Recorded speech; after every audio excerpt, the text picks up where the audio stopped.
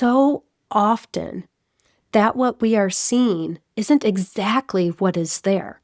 We're perceiving it through our own perception. We're viewing life from our particular vantage point, from our particular history, and from the collection of experiences that have shaped us.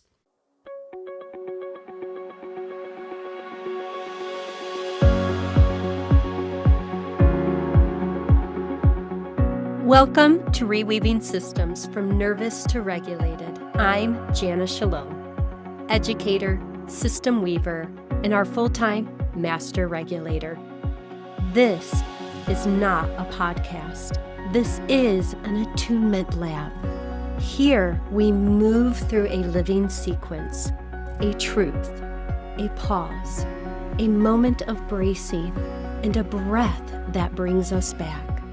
We name the nervous system, Shalom, as companion. We name survival responses as intelligent. And we open the sanctuary door from the inside. Nothing needs fixing. Welcome to the sanctuary. Let the weaving begin. This is Reweaving Systems from Nervous to Regulated. I'm Jana Shalom, and you're listening to Season 1, Arc 3, the final segment of the sanctuary, the return of perception.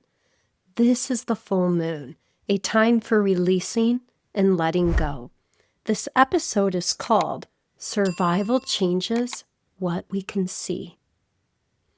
When I was in my early 20s, if you had asked me what I was doing, I would have told you I'm just moving through my life, just getting things done, just trying to keep things organized.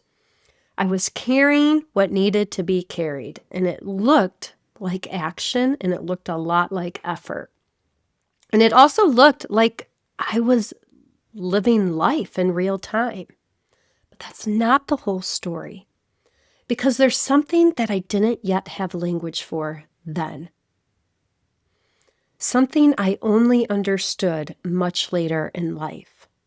And I think this is usually how survival shows up for many of us. It shows up in ways that we recognize, wait, I keep going, I keep adapting, I keep managing everything that's happening in front of me because I'm afraid everything's going to fall apart.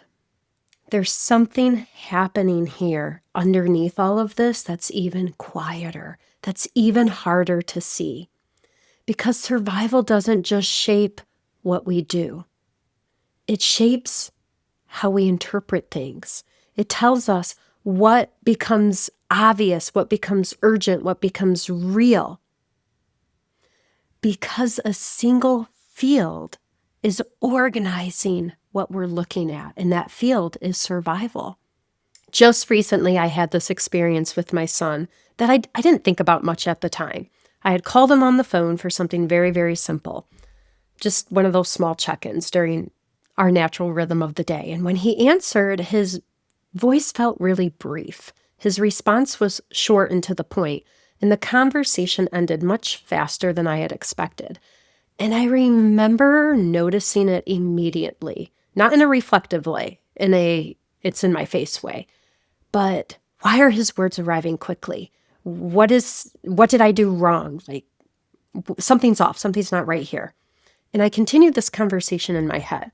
What did his tone mean? What's the weight of all of this? Later that day, when he came home, very casually he mentions that when I had called, he was on speakerphone and all of his friends were right there. At that time, I did not have that context. And I remember thinking, well, that's a really ordinary explanation, and that makes sense. But what stayed with me was where my mind went when I was trying to understand what was happening before I had context. There was definitely something wrong. And that is the survival talking. After that conversation with my son, I realized it wasn't that I had misunderstood him. I was simply organizing our conversation around experiences that happened way prior than our conversation. And from where I was standing, my interpretation made sense. It fit the information I had. It fit the experiences that I had accumulated. It fit the patterns that I had learned to recognize. And perhaps that's the part that makes perception so fascinating. So often, that what we are seeing isn't exactly what is there.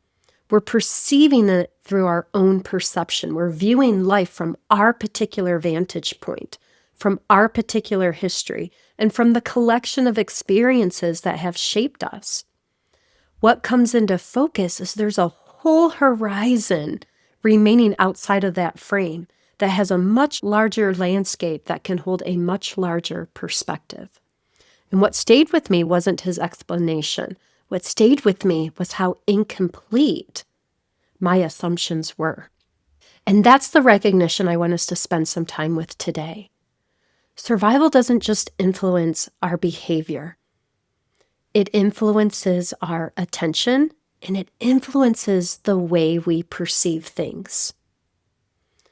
And when our attention is trained to look a certain way, if we've looked that certain way through enough repetitions, we begin realizing, wait a minute, there's this whole other side here that I haven't even looked at. And I wonder if you've ever had an experience like this before, where someone says something in a certain tone, or a text message arrives with extra punctuation, or maybe you sent something and somebody's not responding as quick as you think they should. Almost immediately, many of us start trying to make explanations that fit those scenarios. And they're often formed from assumptions of patterns of information that we've accumulated over time. And so we use this information to fill in gaps, even though the context may simply just not have yet arrived. The challenge in itself isn't creating meaning. The challenge is setting down that familiar pattern of spiraling through the survival spiral of what could this be, long before anything has actually made itself fully conscious. Because survival doesn't just shape our responses. It shapes our expectations within a moment, and it shapes how we influence the reality of that moment. One of the things I've come to appreciate is that experiences rarely arrive as blank slates. By the time something happens, we've already had thousands of moments before it. We've accumulated patterns, expectations, meanings, ways of organizing what we've encountered, and all of those experiences we carry with us. So when my son sounded short on the phone, I quickly used everything I was carrying to create an explanation that was easy for me to recognize, easy for me to make sense of. And I think so many of us have had experiences like this, that look, the tone, the delayed response, and we are beginning to make sense and meaning of it prior to even understanding it. The conditions we've lived through have taught us what to expect. And over time, those expectations shape who we become. Familiar explanations are easy to recognize, and familiar things tend to feel safe, even if they're not aligned. We equate familiar with safety. So when something happens and we begin to look at it through unfamiliar territory, oftentimes what happens is we realize there have been so many things influencing my perspective that I hadn't even considered were influencing my perspective. And that's the shape of survival. That's what it does, is it influences our responses, it influences our expectations, and it influences the way information arrives in the moment. When survival begins organizing our perception, how we see something, it doesn't stop at tasks or responsibility. It begins shaping our relationships too. And over time, the ways that we've learned to create connection, the things that appear to keep us close to someone, those are the things that we welcome. Even if they were generated through survival. Because those were our experiences, we recognize things that feel familiar more easily. And many times we attach a familiar response to a similar situation because we do not understand there's a larger landscape to be looked at. And perhaps this is where the cost really becomes visible, because nothing terrible has happened, except we have limited attention. And urgency is motivating us, meaning we're not being motivated by what's actually fulfilling us. We're being motivated by outside expectations. When we are genuinely organized through this urgency lens, what happens is we miss things that are right in front of us. For me, it was a joke my child might have told, or a story they were trying to share, or a simple burst of their imagination. I miss so many of those moments because my attention was focused on other tasks. My attention was focused on trying to interpret somebody's motivation. My focus was not on the laughter. My focus was not on the connection. My focus was on what is needed from me at this time. And oftentimes, there's even quieter signals, things that are so easy to miss, such as, what am I not able to give my attention to because I'm too busy only looking in this direction?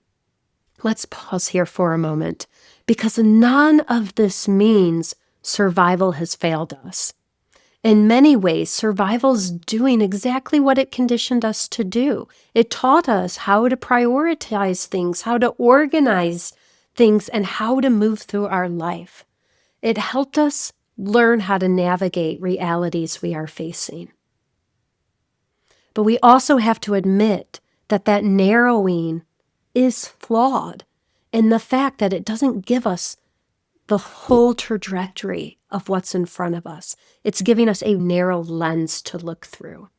It's also training us in the ways that we need to adapt ourselves so that we can be acceptable to others. And underneath that, there's often a question that's silently remaining, that unless we take time to ask it, it's probably not going to come into view. And it's this question right here. Because of survival, how has that influenced my perception? And the thing about perception is perceived by the beholder, meaning what you perceive and what I perceive can be very, very different, even though we're looking at the exact same thing. Because maybe I'm looking at it through survival, and maybe you're looking at it through authenticity. And perhaps what is contained in here even more is understanding that once we loosen survival, there's more possibility for connection. There's more possibility to understand the larger context behind things. And oftentimes we can move from a single reality perspective to a dual reality perspective where we're seeing the larger landscape of what's happening. We need to recognize that when we have looked through that lens of survival for far too long, it leaves us with a very limited frame. And the way we expand that frame is through curiosity. Curiosity allows us to wonder what else has been here all along. During the full moon, this can feel isolating. But we do not have to be held in isolation because the weave can hold more than one thread. On our next episode, during the last quarter moon, our final episode of Season 1, The Sanctuary, comes into view. And it's called What Becomes Visible When Survival Loosens. Thank you for weaving with us today.